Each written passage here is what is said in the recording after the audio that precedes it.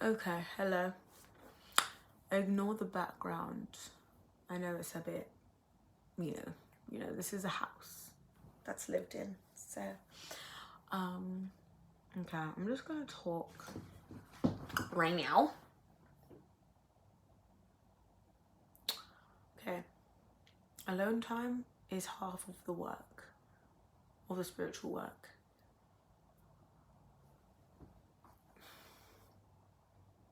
So just try and remember that, and then also the other half is time spent with others, other human beings, other people. I really do think that people and our work with other people is like really, really, really big part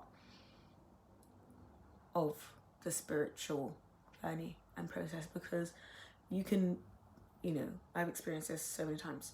You're by yourself, like I am now, enjoying the sunset. Well, it's kind of turning into like the sunset's kind of going away because of the clouds, but enjoying the sunset, feeling like one with the universe and one with everything. And then you go and like someone comes upstairs, and my dad's gonna come upstairs soon probably to get this is his wardrobe. And like his vibe is just gonna shift mine completely, and I'll be like, so annoying. Oh, but it's like, what happened to one with the universe?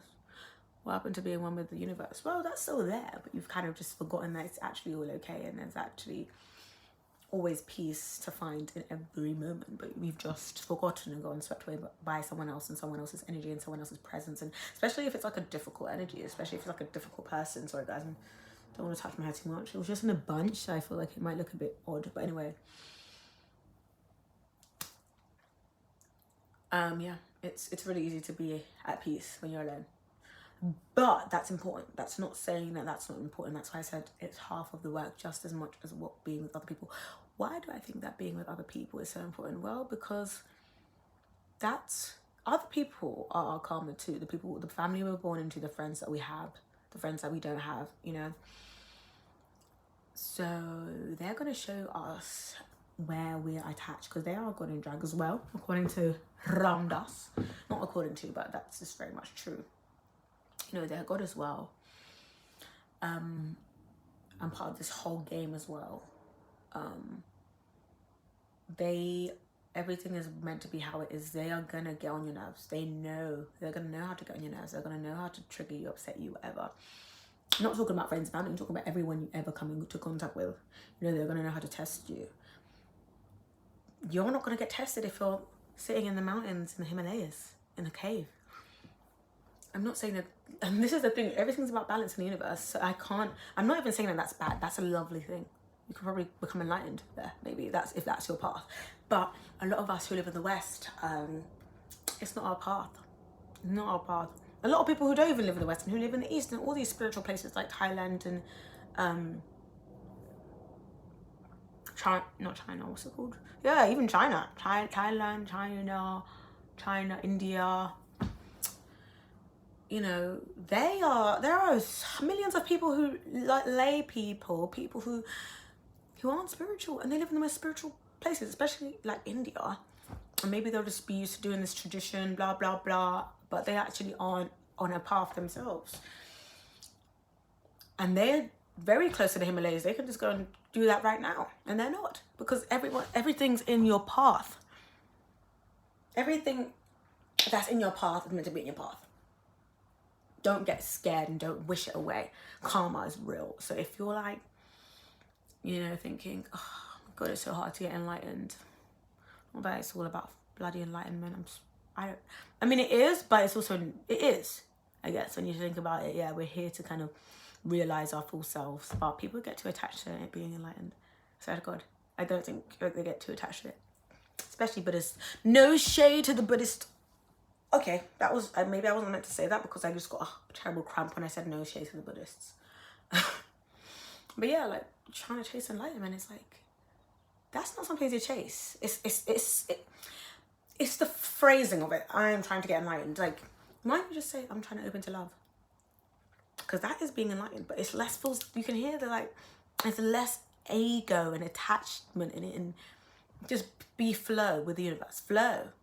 But anyway, yeah, so it's really a quick one, really. I just wanted to say that being with other people and other human beings, other even animals, you know, beings, even going out into nature and being with the trees and being with the wind and being with the ocean and being with the clouds and the sky and the sun and all of these beautiful energies, the moon, you know, those are other beings as well. Go out fucking side. I'm not trying to, sorry for swearing, but go outside. Go on a bloody walk. I miss nature right now. I'm craving nature. I think I'm going to go on a walk tomorrow, which I'm really, really excited for. But yeah, it's like, mainly though, be with other people. Or you're going to be with people anyway. That's the thing. You're going to end up in situations where you have to work with people and be around people, unaware of people. And then you're going to have to do that work. You're going to have to do that work. Like, I should rephrase it. Don't be with other people when you're with other people, which is just how we have to work and interact in the world.